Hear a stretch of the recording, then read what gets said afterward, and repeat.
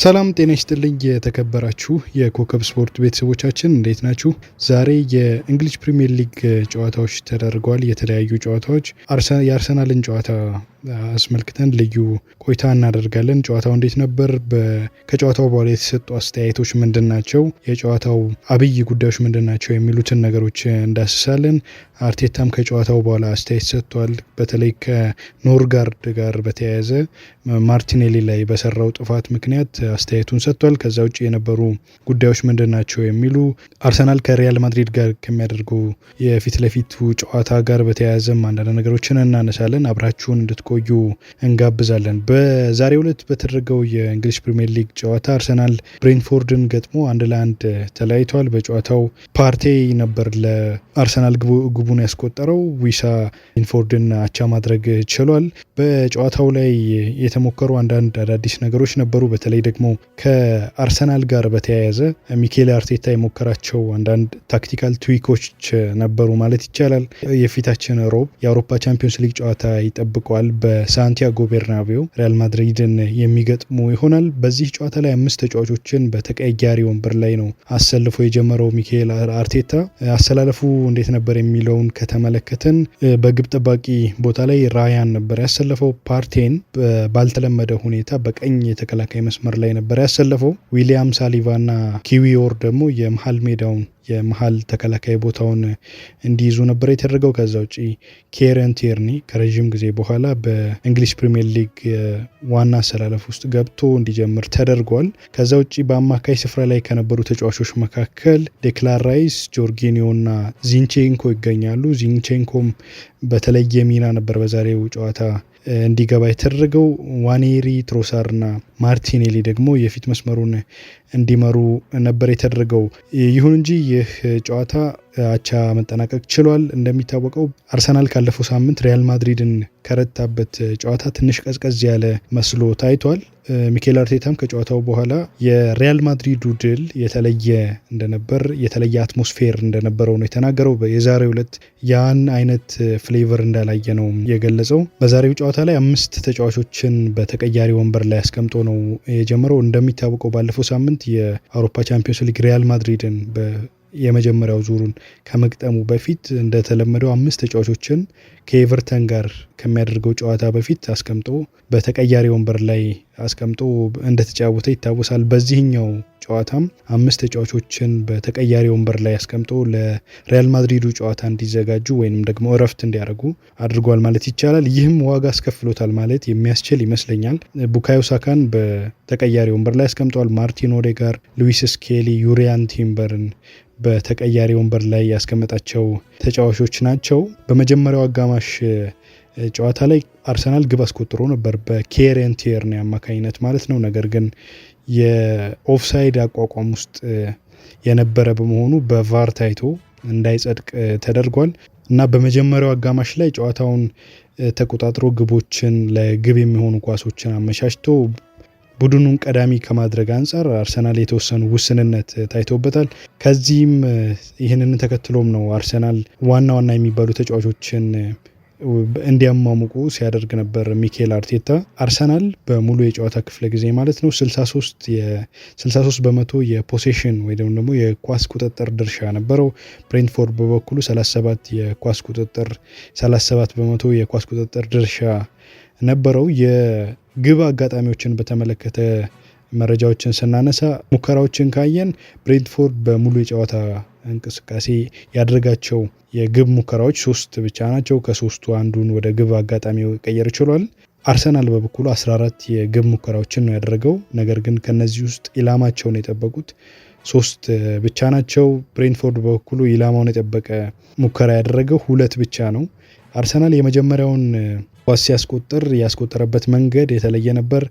በመጀመሪያው አጋማሽ በርካታ ማዕዘን ምት አግኝተው ነበር አርሰናሎች፣ ነገር ግን ሊጠቀሙበት አልቻሉም። ነገር ግን በሁለተኛው አጋማሽ ላይ ብሬንትፎርዶች የኮርና ወይንም ደግሞ የማዕዘን ምት ለመሻማት ሲሄዱ ነው ዴቪድ ራያ ኳሱን ከያዘ በኋላ በፍጥነት ለዴክላን ራይስ ሰጥቶታል። ዴክላን ራይስ ደግሞ ረዥሙን የሜዳ ክፍል ኳሱን እየገፋ በመሄድ በመጨረሻ ለቶማስ ፓርቴ በማቀበል ነው ፓርቴ ግቡን እንዲያስቆጠር ምክንያት የሆነው ማለት ይቻላል። ዴክላን ራይስ በዚህ ጨዋታ ላይ ጥሩ እንቅስቃሴ አድርጓል። እንደሚታወቀው ሁለቱ ተጫዋቾች ቶማስ ፓርቴ እና ዴክላን ራይስ በሪያል ማድሪዱ ጨዋታ ላይ ጥሩ እንቅስቃሴ እንዳደረጉ ይታወቃል። በዛሬው ጨዋታም ጥሩ ጥምረት ይዘው ግብ ማስቆጠር ችለዋል። በዛሬው ጨዋታ ላይ ምናልባት ታክቲካል ጉዳዮቹ ከተነሱ የሚስበው ነገር የአሌክሳንደር ዚንቼንኮ የተሰለፈበት ቦታ ነው። በኢንቨርትድ ቦታ ላይ ነው በዛሬው ዕለት የተሰለፈው፣ በአማካይ ቦታ ማለት ነው። የቀኝ ተከላካዩን ቦታ የያዘው ቶማስ ፓርቴ ነበር። ከሱ ፊት ለፊት የነበረውን ቦታ ከቨር ሲያደርግ ወይም ደግሞ ሲሸፍን የነበረው ደግሞ ዚንቼንኮ ነው።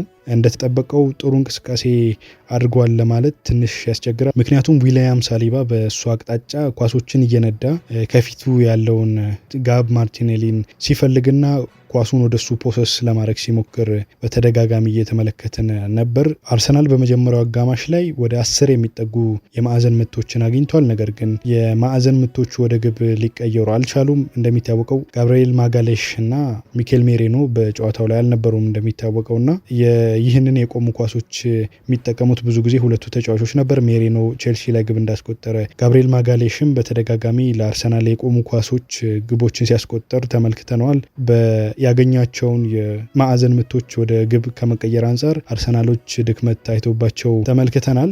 ምናልባት ቶማስ ፓርቲ ያስቆጠረውን ግብ ስንመለከት ብዙ ጊዜ አርሰናል ኳስን ፖሰስ በማድረግ የሚጫወት ቡድን እንደሆነ ይታወቃል። ይህ በፈጣን ሽግግር ወይንም ደግሞ በካውንተር አታክ የተቆጠረ ግብ ነው ማለት ይቻላል። አርሰናል ከዚህ በፊት ካስቆጠራቸው ጎሎች የተለየ ነው ማለት ይቻላል። አርሰናል ብዙ ጊዜ እንዲህ አይነት ግቦችን ሲያስቆጠር አንመለከትም። አዲስ ግብ ያስቆጠረበት መንገድ ነው ማለት ይቻላል። ዴክላን ራይስ ኳሱን እየነዳ እስከ ግቡ ሳጥን ድረስ ሄዶ ነው ለፓርቴ ኳሱን ያቀበለው። ፓርቴም ወደ ግቡን አስቆጥሮ ቡድኑን መሪ ማድረግ ችሏል። ይሁን እንጂ ከቆይታ በኋላ ዊሳ ብሬንትፎርድን አቻ ያደረገች ግብ አስቆጥሯል። ቡድኑ አቻ እንዲወጣ ምክንያት ሆኗል ማለት ይቻላል። ምናልባት ከዚህ ጨዋታ ጋር በተያያዘ አርሰናል በዚህ ጨዋታ ላይ በርካታ ኢነርጂ ወይም ደግሞ ጉልበት ማውጣት እንዳልፈለገ ማየት ይቻላል።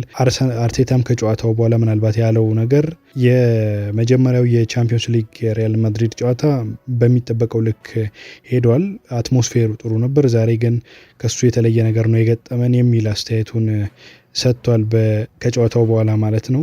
አርሰናል ካለፉት በፕሪሚየር ሊጉ ማለት ነው አርሰናል ካለፉት 6 ጨዋታዎች 4 ጨዋታዎችን አቻ መለያየት ችሏል። ከሊቨርፑል ጋር ያለውም የነጥብ ልዩነት ሰፍቷል። ሊቨርፑል ነገ የሚያሸንፍ ከሆነ የነጥብ ልዩነቱ ወደ 13 የሚሰፋ ይሆናል። ምናልባት በቀጣይ ከሚያደርጋቸው 7 ጨዋታዎች 9 ነጥቦችን የሚሰበስብ ከሆነ ሊቨርፑል የዋንጫው ባለቤት መሆን ይችላል። ምናልባት ከጨዋታው በኋላ ስለተነሱት ጉዳዮች ብናነሳ ጥሩ ነው። የአርቴታ ከጨዋታው በኋላ በሰጠው አስተያየት የዛሬው ጨዋታ ምናልባት ከማክሰኞው የቻምፒዮንስ ሊግ ጨዋታ የተለየ እንደነበር ገልጿል። በዚህ ጨዋታ ላይ የበፊቱ ጨዋታ የቻምፒዮንስ ሊግ ጨዋታ የተለየ ድባብና የተለየ አትሞስፌር የነበረው እንደሆነ ገልጿል። ነገር ግን የዛሬው ጨዋታ የተለየ የፕሪሚየር ሊግ ጨዋታ በመሆኑ ትኩረቱ በአብዛኛው ወደዚህኛው እንዳልሆነ ነው ሊናገር የቻለው አርቴታ።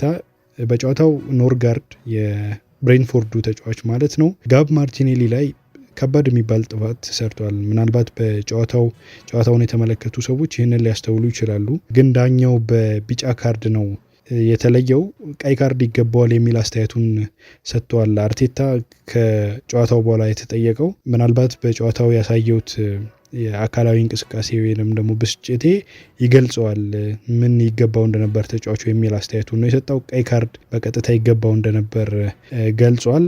ስለ ቀየራቸው ተጫዋቾችም አስመልክቶ ጥያቄ ቀርቦለት ነበር ሚኬል አርቴታ። ምናልባት በመጀመሪያው አሰላለፍ ላይ ያሰለፍናቸው ተጫዋቾች ጨዋታውን መግደል አልቻሉም የሚል አስተያየቱን ነው የሰጠው። ጥሩ ተንቀሳቅሰው ተጫዋቾቹ ጨዋታውን መግደል ይችሉ ነበር። በውጤቱ ደስተኛ እንዳልሆነ ነው አርቴታ የተናገረው።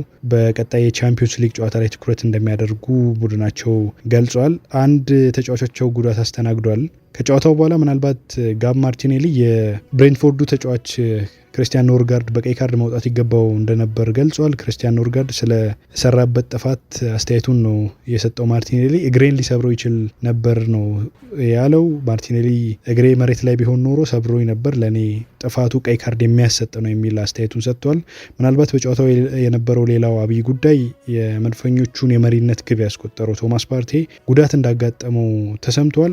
ጋናዊ የመሀል ተጫዋች ፓርቴ በዩሪያን ቲምበር ተቀይሮ ወጥቷል። ቶማስ ፓርቴ ጉዳት አጋጥሞታል፣ እሱን ቀይረን ማስወጣት ነበረብን የሚል አስተያየት ሰጥቷል ሚኬል አርቴታ ከጨዋታው በኋላ ማለት ነው። ፓርቴ ለሪያል ማድሪድ ጨዋታ መድረስ አለመድረሱን እስካሁን አልታወቀም። ከሐኪሞች ጋርም ንግግር አላደረኩም የሚል አስተያየቱን ሰጥቷል። በውጤቱ መሰረት አርሰናል 63 ነጥብ በመያዝ ሁለተኛ ደረጃ ላይ ይገኛል። ብሬንትፎርድ በበኩሉ በ43 ነጥብ 11ኛ ደረጃ ላይ ተቀምጧል። የዛሬው ጨዋታ ምናልባት አርሰናል የቻምፒዮንስ ሊጉን መሰረት በማድረግ ዋጋ የከፈለ ይመስላል። 5 ተጫዋቾችን በተቀያሪ ወንበር ላይ አድርጎ ነው የጀመረው። ይህም የሪያል ማድሪዱን ጨዋታ እንዴት በትኩረት እየጠበቁት እንደሆነ የሚያሳይ ነው። አርቴታም በመጀመሪያው አጋማሽ ያስገባቸው ተጫዋቾች ስራቸውን በደንብ እንዳልሰሩና ጨዋታውን መግደል እንዳልቻሉ ነው ሊናገር የቻለው። ለሁሉም ሊቨርፑል በቀጣይ ጨዋታዎች የሚያሸንፍ ከሆኑ የዋንጫው ባለቤት ይሆናል ተብሎ ይጠበቃል። አሁን 7 ጨዋታዎች አሉት ሊቨርፑል።